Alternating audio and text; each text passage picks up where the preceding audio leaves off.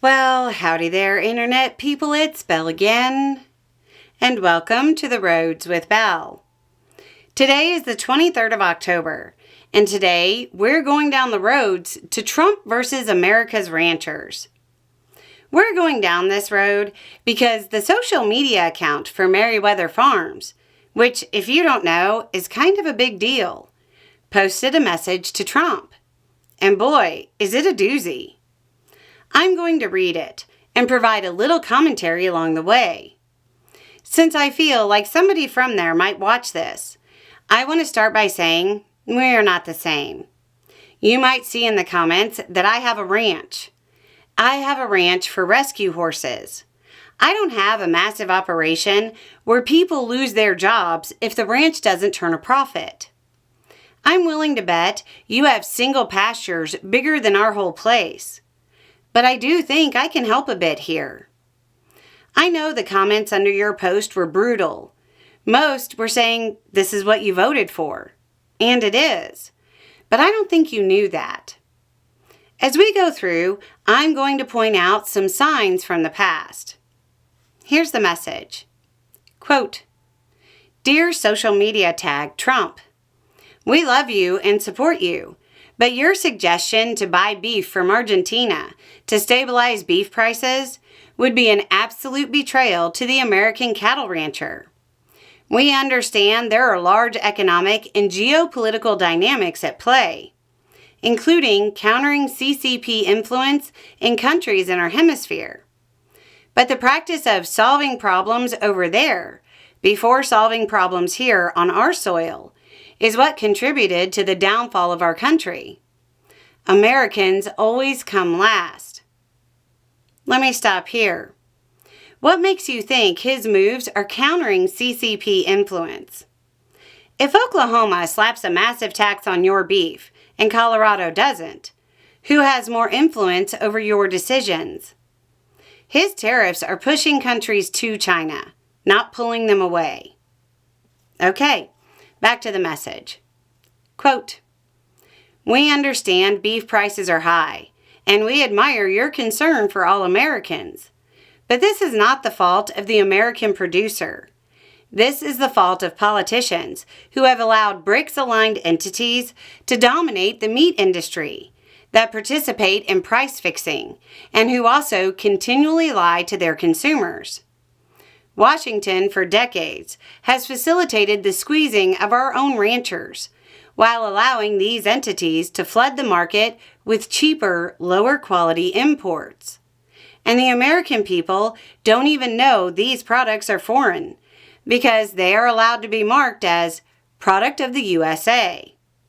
On top of all this, there is only chaos coming from the Department of Agriculture.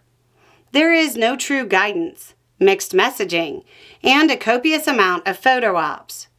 There is no one to trust over there that truly understands the issues and isn't bought out by or aligned with big industries. The Cattlemen's Association endorsed her for some reason, but Trump's USDA secretary used to run the Texas Public Policy Foundation, and during that time, it argued against USDA loans and loan guarantees. This USDA is going to back Trump, not you. The American cattle rancher is one of the last symbols of independence we have in the nation. But the continued manipulation and betrayal by the very people who claim to support them needs to end immediately. Where does that betrayal come from? The last quarter under Obama, farmland loan delinquency was down to less than 1.5%. Numbers we hadn't seen since before the Great Recession. Trump takes over and it steadily climbed. And in the first quarter of 2020, it was double. Under Biden, farmers could pay their bills. Delinquency rates dropped to less than 1%. The lowest numbers going back to at least 1991. Halfway through the first year of Trump's second term, and they're up by almost half. Trump isn't good for agriculture, but you know that. Back to the message.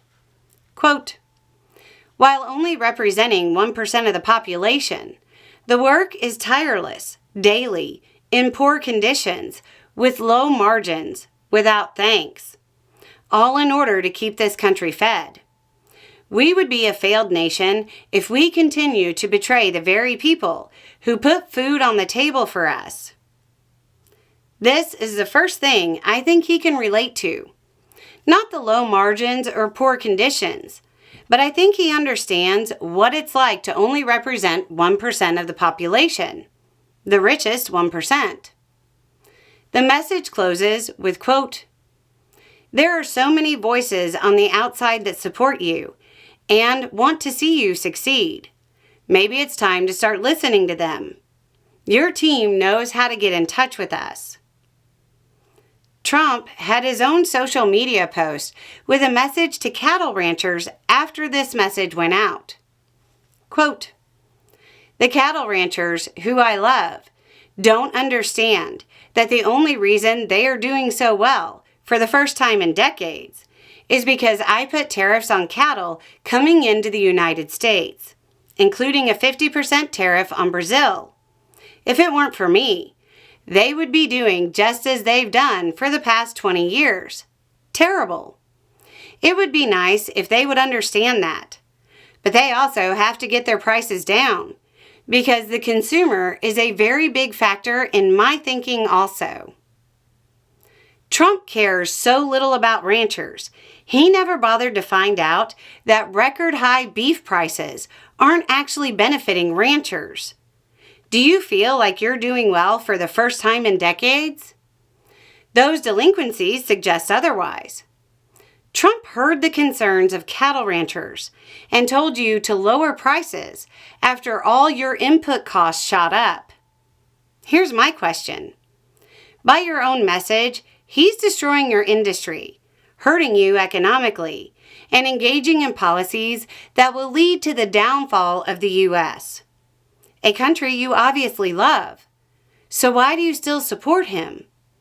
You know he's out there saying he'll take care of ag, and you know he isn't. What if his promises about manufacturing jobs are leading to manufacturing job losses? What if his promises of strengthening America's reputation are backfiring overseas? What if his entire administration is only benefiting the richest 1%? So there you go. A little more information, a little more context, and having the right information will make all the difference. Y'all have a good day.